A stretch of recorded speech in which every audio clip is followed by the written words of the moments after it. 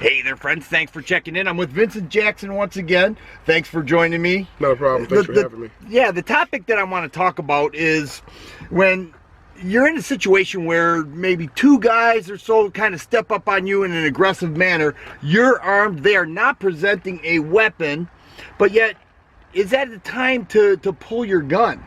Well, what's your thoughts on that? Well, the first thing I would recommend is getting out of there if you can. You have to remember, any situation that you're in is a gun-related incident because you have a gun on you. Okay, so the first thing is, if you can get out of there, get out of there. Now, if you can't get out of there, it goes back to your perceived notion of the threat. How are you perceiving the threat? Is it life-threatening? Obviously, if you have two individuals about to pounce on you, that could be life-threatening. It could be great bodily harm. So that's something that you have to take into consideration. One of the things that I worry about is that people spend a lot of time worrying about the law. You know, is this legal? Well, two guys stepping up on you and threatening you is not legal either. Now, I realize you're not an attorney and every state is different, but at what point do we say, you know what, this is a survival situation? Because you know as well as I do, two guys on one, unless you're, you know, like Bruce Lee, you could have a problem defending yourself for the average citizen.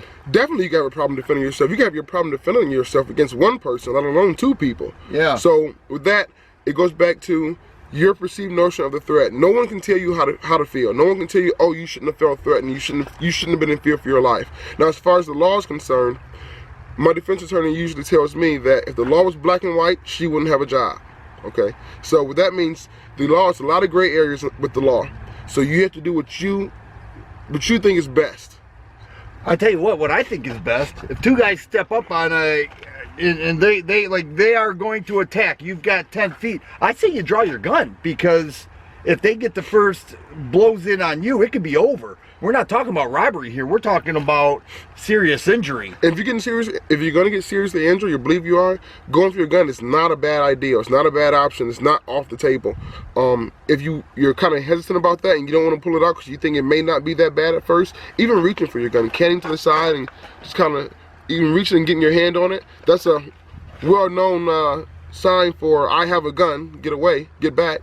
And then if they keep going, you can say, hey, I have a gun, get away. A lot of times in the CPL classes or CCW classes, we talk about that. We tell people, get away, I have a gun, and we're talking about doing it in the home. But that works outside the home as well. Tell people, hey, I have a gun, get away from me, leave me alone. All that works. And if they still keep coming towards you, then obviously they have some intent on doing you some type of harm. And then once again, use the power of the voice, you know, nice Yes. and loud. Stop, I told you, get away. You want to draw attention.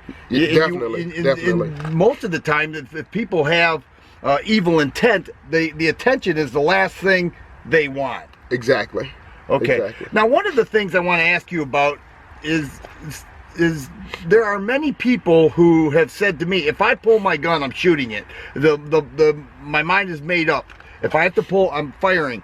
I don't think that's a good idea, because we are supposed to use just enough to end the threat, and sometimes that may not include pulling the trigger. What are your thoughts on that? Well, my thoughts on that, there are a lot of incidents that aren't recorded where people have said they've pulled their gun and that was enough to end the threat.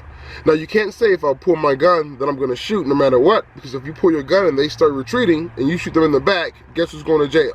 Not them. Yeah. So you have to take that definitely into consideration, that just because you pull your gun doesn't mean that you have to fire it, but if you pull your gun, you should be ready to fire it.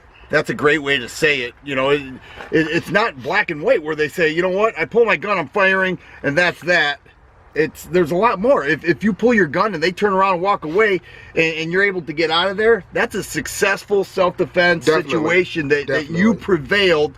You're walking out and they're walking out, even though, you know, they should probably be in jail, but they're walking away. Nobody got hurt, and you don't have to live with the after effect of shooting somebody. Right. The easiest part about carrying a gun for self-defense is pulling the trigger.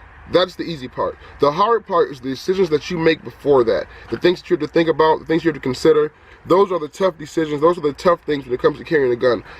Shooting the gun is the easy part. It's everything before that is what's tough. Yeah. And dealing with afterward. And the aftermath. And then we get back into the law kind of thing. But in my opinion, if you're in a survival mode, you really feel like this is turning bad quick, you don't have much time, I would say go for it, and then hopefully you don't have to pull the trigger. They say it's better to be judged by 12 than carried by 6. And we're going with that. That's right. Thanks, buddy. Thank you. I appreciate you watching, and you guys be safe.